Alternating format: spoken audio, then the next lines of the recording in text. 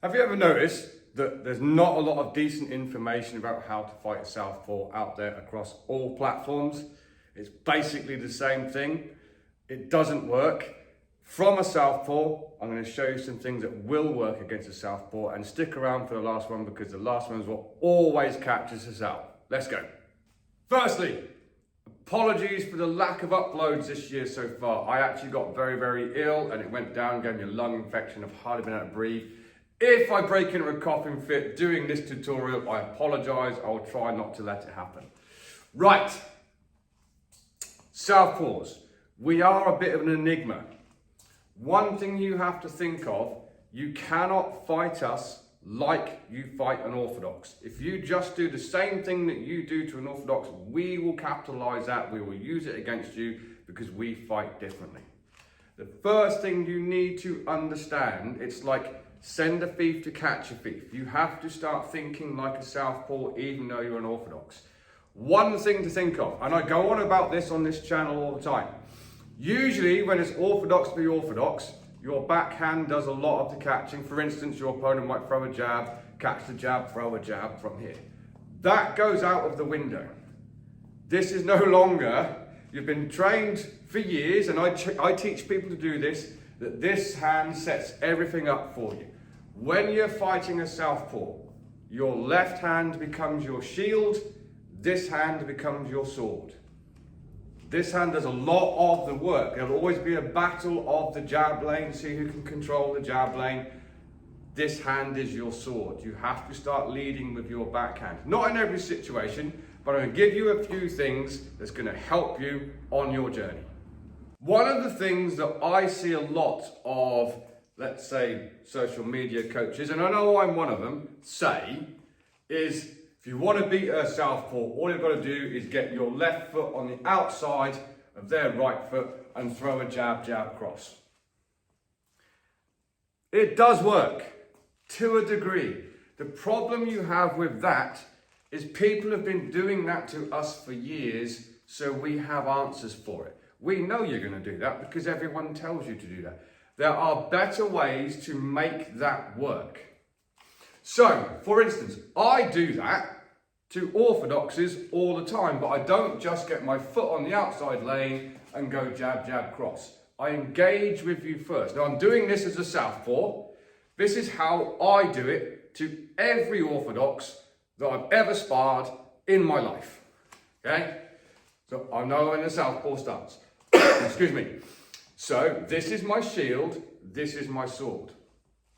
You'll get this control of the jab lane because when we are southpaw v orthodox, our jabs line up with each other. Okay, they're in the same lane. There'll always be this little kind of like touchings, like parries and stuff to try and get this lane dominance. How I set this up is, there's always this little battle first for this kind of who's going to get the jab lane from here.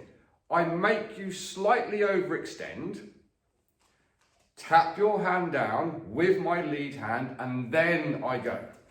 Here, little battle from here. That works every single time that I manage to get you to slightly overextend. Send a thief to catch a thief. If you want that to work as an orthodox, get them to engage first. Shield, hand. This will happen naturally anyway. I said hand, so I meant sword. This will happen naturally anyway. As the southpaw's hand comes in, tap it down. Not like this, okay? Just tap it down. Now do your 1-1-2. Round here from there. I promise you that will work. Just being here in an orthodox stance, getting your foot on the outside lane and doing that, it won't. We have answers for it. So, practice it. I practice this on a bag all of the time. I know I can do it because I do it to everyone. I still practice it when I shadow box, I practice it on a bag. It might sound a little bit silly, but let's just have a quick look. If you're watching this and you're fairly new to boxing, obviously you need to be able to do the footwork for a circling jab, jab, cross first. Excuse me. Don't make this mistake if you're going to do it and you haven't seen any of my previous tutorials. It's not 3 steps. It's not 1, 2, 3. There's 4 steps to it. Step on the punch, step on the retraction, step on the punch, and step on the punch. There are 4 steps to it. However, I'm not great at doing this orthodox, so I'll do it southpaw first. Again, I genuinely do this, and it's a concept that you have to get in your head as a beginner, that you need to practice defense when you're on a heavy bag as well. If you just start hitting the bag and throwing bombs at it, it's not wasting your time. You're developing power, and hopefully you're doing your technique correctly as well. However, you need to start thinking about defense as well. So, here, you have this battle of the jab lane.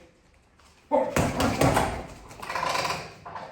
literally do that to everyone. Now I'm going to attempt to do it orthodox. It could very easily go wrong. And I'm not great at using this hand as my shield because I use this hand as my shield. But you'll have this little battle of the jab lanes from here. So I'm just extending. I'll do it slow first. Get it in my own head. Tap down, jab, jab, cross. Hopefully it will look a little bit something like this. From here. It's something you need to practice if you want to understand how to make that work on a southpaw. But there's lots of other little tricks, just skimming the surface today, of what we can do. So let's have a look at them. I'm not saying that every southpaw is a counter fighter and there's no such thing as an aggressive forward coming southpaw. But by the very nature of the way that we fight, a lot of us are counter fighters. Therefore, you either have to counter the counter or become a counter fighter yourself. That's just my opinion. Because there's always this battle of the jab lane. Using, again, I'm in a southpaw stance. This is not mirror imaged. Using your shield, parries, and particularly for me, sweeping parries work very well as well. Because you'll have this battle of the jab lane, shield, sword. As the jab comes in, controlling the jab lane, my stance, my guard in a southpaw position, I'm never here. I have this little hand extended. You'll also find the distance between an orthodox and a southpaw, if you're not used to it, is a little bit further. If I'm orthodox facing you and I'm using my backhand to catch your jab and your jab is landing there, well, just by me turning southpaw, the distance to my hand is the same, but I'm further away. That can often throw you, as an orthodox, the first time you face a southpaw, it's like, well, why is he so far away? We're counter fighters. So by the very nature of that little lead hand battle from here, if I parry the shot, I'll do the sweeping parry in a second, it's very easy for us to get our backhand down the lane and turn on the angle on you. It's easy. When you just try and get round there, we'll beat you to that because people try and do it to us all the time. So our main trick is that we get you to engage, and that's how we get round there so quickly. One of my favourites is this sweeping parry. Again, I'd literally, if you had the ability to ask anyone in this gym, I'd do it to everyone. What it is, we have this little catch here. As your jab now comes in, my hand's slightly over the top of yours, I go over, I pull it out, and I use that momentum for my backhand to land. Although I'm not really trying to get this hand to land, I'm engaging with you, and I use the momentum of me pulling that shoulder back to help me skip round. Now I'm the angle I want to be. What shots you land on the end of that are entirely up to you. Whether you're coming in with a hook, whether you're coming in with a backhand followed by a long range hook, a jab, whichever, whether you're just continuing that angle, that doesn't matter. What happens is, the main thing is that you've got the angle. And I'm here all of the time from here. If it works for me as a southpaw, it will work for you as an orthodox against a southpaw. Again, I'm not great at doing these orthodox, but essentially, all it is, hand over the top of your jab, pulling it out, throwing your backhand, and then I'm pivoting on the front foot. Using the retraction of the hand to help me pivot. 1, And then I'm skipping, so it's a pivot skip to bring my leg round, to get me to the angle I want to be. Here, ready to fire. It works all of the time. If I was to just stand in front of you as an orthodox and go, you just move, I wouldn't have gained anything. So you have to understand the whole shield sword principle.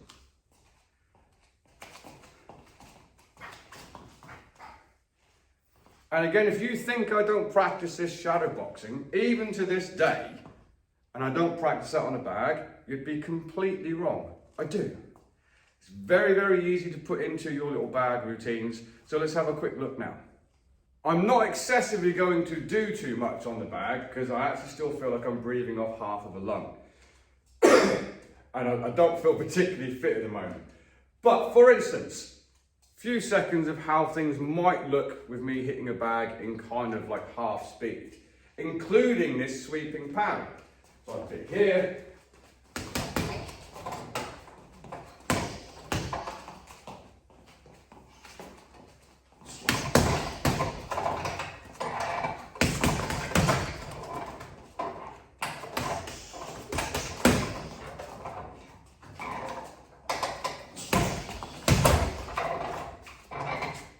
So I do put my defensive work and my shield and sword game into practice on a bag. From an orthodox point of view, because I know I just done that southpaw, this is not going to go well because I never do this as an orthodox. And I won't do the punching part because I'm actually struggling for breath. It's here, sweep. What I'm not doing is a huge circle like this. Jabs coming in, and I'm just opening that out. Pop, from here. We all know I have a bit of a man crush on Lomachenko on this channel. He does it all the time. I didn't pinch it from him, I've been doing it for years. But he does it a lot. Be here, obviously he'll be this way around, but he'll be here, open. As he opens, backhand goes, and fire again. Put that into your bag routine, have it in your bank for when you are facing a southpaw. Works for us, works for you. Yeah. So I nearly went with that hand then, because that's what I wanted to do. But, let's have a look at a few more. If you don't understand the principle of having your foot on the outside lane, I'll explain it now, but to be uninitiated is actually not that important to us as being a southpaw as what you think. You think we always want the outside lane. The truth of the matter is, I don't care if you have the outside lane, because by the very nature of the way that us southpaws fight, we kind of naturally understand lane theory a bit better. Doesn't mean that we are better than orthodox. It just means we understand that strategy a little bit better, and we'll get onto that in a second. But if you're not entirely sure why one of us wants the outside lane, basically, this is my shield, this is my sword. If I have my right foot on the outside of your left foot, that lines my backhand up with your chin, and my right hand is on the outside of you. What that also means is your jab is in line with me, and your power hand has to come in from a slightly longer angle trajectory, which means my punch should get there first. If we're the same reach and we're a good distance, same distance apart, your punch has got further to travel. You're either going to miss or you're going to have to, so you'd be throwing like this over there, and I'd be going straight like this. That's the main reason. Your power punch has got further to travel. Mine is in a straight line. Less distance, should get there first, and the reach is slightly different. But the truth is, I don't really care if you've got the outside lane, because I do understand lane theory. If you are in the outside lane, I'm going to work my jab and my hook more, and I'll use that to help me get to the outside lane. So I'm not that bothered if you are there, whereas everyone tells an orthodox person they have to be there. Truth is, we don't care. We're used to you being there because we understand what's available to us when you are there, because you've been doing it just for years. But One thing that I think you should know, because I do this all of the time, it looks easier than it is. This might take a bit of practice. If you are on the outside lane, I know that you want that dominant angle. You don't want to be here, you want to be around there. That's the same reasons why I want to be there on you. However, if you've got that outside lane, I'm not going to have this stepping battle with you where we do this. That would be silly. I will let you have it. I know you're going to come round there. It's going to be, I always put my head off to my left slightly, so I create myself a little bit more safety from here. And as you go, I will do something that, I'm not going to say I invented, it's just something that came naturally to me. As you go, I will get there before you. I've been doing it a long time. I still practice it to this day.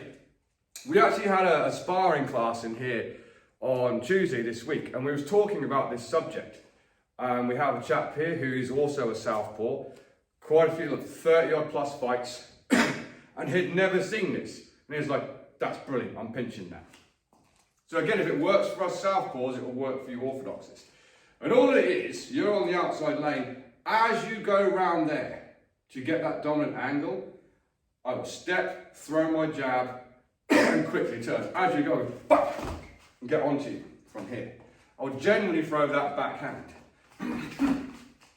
You've gained nothing by that. We're back in line with each other, and I will usually start to go to my lane from there. So it's something that you should have in your arsenal as an orthodox. If a southpaw, so I'm orthodox now, if a southpaw starts coming around here, which they will, because that's what we want to do, I'm not even sending this jab out properly. It's not a technically proficient jab, and it might even go out at that angle. I'm just keeping you engaged. As I'm sending that, I'm stepping your right foot past your lead foot, boom, and then I'm quickly shifting this way with a backhand to get onto the angle. Again, I'm not great at doing this orthodox. From here. It's less steps than what your opponent has to do, so it's quicker. If your opponent's, say I'm coming round with that 1-1-2, that's 4 steps I have to do. 1, 2, 3, 4. You've got 2 steps to do, as the orthodox. You'll get there quicker. Practice it. Shadow boxing. Put it on your punch bag. Again, it's something I do all of the time. I'm on my bag, we're working away. In my head, my opponent's coming around. And I'm back on him from there. Excuse me. So let's have a quick look at that one bag. Again, just so I don't look like a complete idiot and look like I don't know what I'm doing, I will do it southpaw first. So I'll be working my bag, and I'm imagining that my opponent is coming around here as the orthodox because that's what they want to do. And this is what happens. So I'm here, put a nice hook on the end of it, from here. As an orthodox, feel free to laugh at me if this looks completely stupid. Working, imagine the southpaw's coming. See, I wanted to go that way that time. Imagining that the southpaw's coming round from here, so I'm working, and as they're coming round here, put a hook or another straight on the end of it.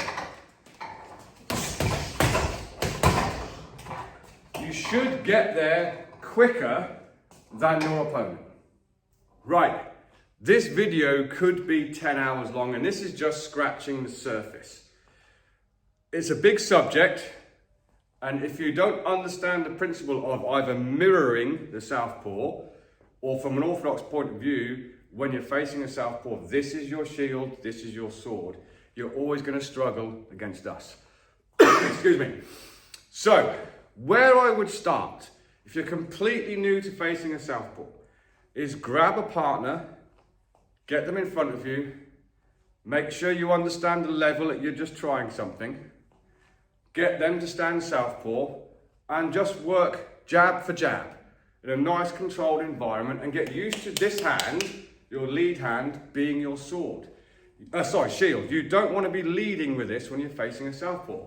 So if you were first trying this, be just nice and steadily, southpaw's going to pop a jab at you. But move around a little tiny bit, throw your jab at them, because they have to have their shield as well. Get them to pop it back. Just get used to catching with that front hand. You need that. The minute you start trying to catch with your backhand, it's going to go horribly wrong for you. Practice some of those drills that I've just spoke about.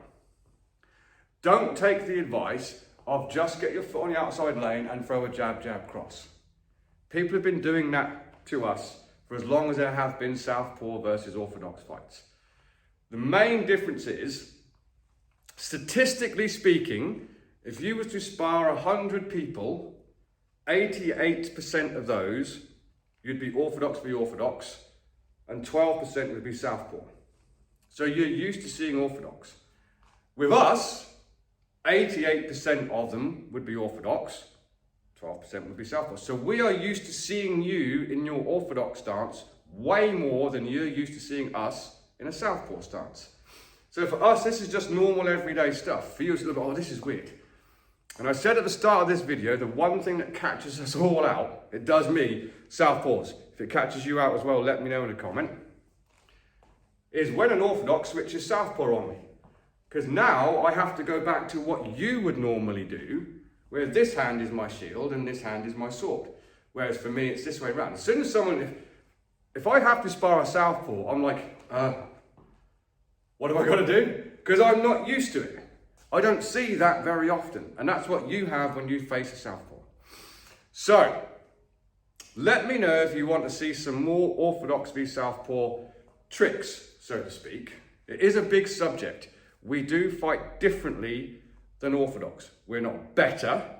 There's the southpaw advantage that people talk about, and that main advantage is we are used to seeing you and what you do more than what you do us.